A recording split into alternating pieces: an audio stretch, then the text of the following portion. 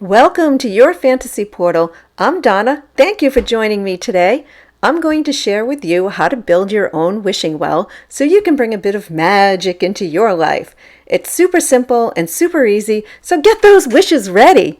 You're going to need any round glass vase with an open top, some small stones, and a bunch of pennies. That's it. To assemble your DIY wishing well, fill your bowl halfway with the stones. Next, you're going to add water all the way to the top.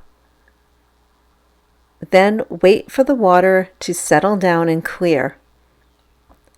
Sit in a quiet place and think about what you want to wish for.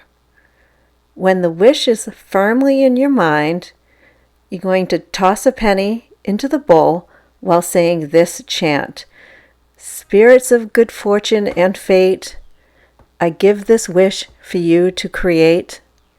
Bring results back to me. I will it so, so mote it be. There you have it, your very own wishing well. Until next time, keep the magic, and thanks for watching your Fantasy Portal, the place where fantasy and fun come to life.